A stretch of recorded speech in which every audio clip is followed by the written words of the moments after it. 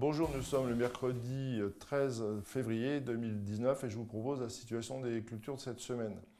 Alors, au niveau général, les pluies cumulées depuis le 1er décembre avoisinent les 150-200 mm, ce qui veut dire que les sols sont correctement rechargés en eau sur une profondeur d'1 mètre, 1 mètre 50 selon les types de sols, et que les pluies qui vont venir dans les jours ou semaines à venir, finalement, vont recharger la nappe, donc on va avoir des descentes d'éléments par cette lixiviation.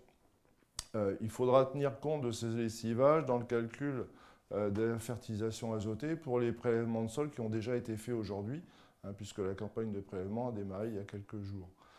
Alors pour les reliquats d'azote, sur les cultures de printemps en particulier, des cultures qu'on va implanter dans plusieurs semaines, voire plusieurs mois, donc en gros les maïs, les betteraves, les légumes, voire les pommes de terre, il n'y a pas de précipitation par rapport à la prise de prélèvement de sol pour le reliquat.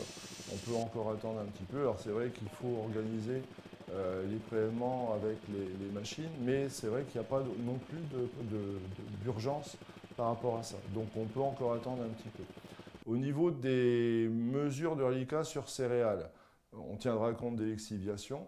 Sur les colzas, au niveau des pesées de colza, c'est pareil. Les colzas aujourd'hui sont encore en repos végétatif. On n'est pas à la veille de la reprise de végétation, donc attendre encore un petit peu pour faire les pesées.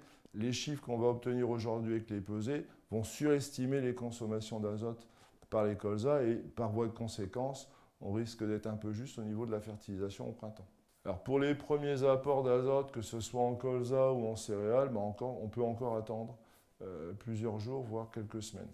Tant qu'on n'est pas au 1er mars, il n'y a pas d'urgence en la matière.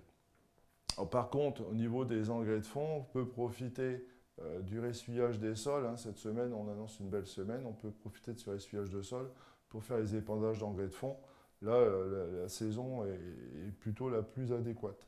Les prévisions météo de cette semaine n'annoncent pas de pluie. On va avoir plutôt des conditions qui devraient favoriser le ressuyage sur certains types de sols, comme les craies, les sables. Donc ça peut être une opportunité pour démarrer les semis d'orge de printemps. Alors pour les pois et les févroles, on pourra aussi profiter de ces sols ressuyés pour attaquer les semis dans des sols bien structurés, pas trop humides, type limon, limon sableux. Je vous souhaite une bonne semaine, à la semaine prochaine.